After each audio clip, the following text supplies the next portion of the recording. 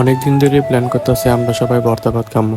এর লিগে আয়া পড়লাম বাজারও আয়াসের আগে মুরগিটা কিনলাম, সাথে মুরগিও থাকবো, সালাদের আইটেম যা যা আছে ভর্তার আইটেম সবকিছু কিনা লইলাম। এদিক দিয়ে সবকিছু শেষ করে শুকনা বাজারে গেলাম।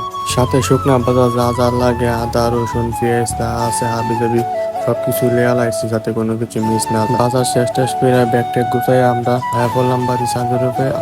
খোলা আকাশের নিচে চাদর বইয়া যা আছে সব দিকটা রেডি করলাম। খোলা আকাশের নিচে কাজ করার মজাই আলাদা। হলদি মুসলি আয়া পড়লাম চুলার ধরো আয়া দিয়ে চুলার নিচে আগুন ধরাইতেছে। আগুন ধরা শেষ, আগুন ধরে গেছে।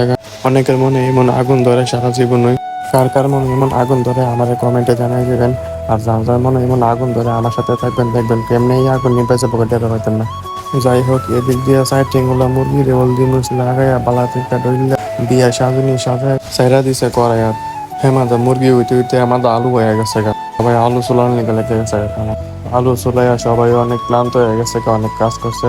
এই কারণে একটা চার বিরতি নিলাম আমরা। জিরানি শেষ, এখন বাঁধবো লেগা সাইডলে সবটি দিয়ে লিছি।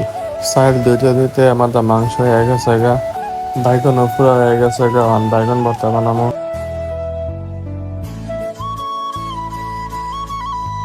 দেখতে দেখতে বাইগন ভর্তা হয়ে গেছে, ডিম ভর্তা ফেলা। ভর্তা বানানো শেষ, এখন খাওয়া দাওয়ার পালা। সবাই অনেক কষ্ট করছে, অনেক পরিশ্রম করছে।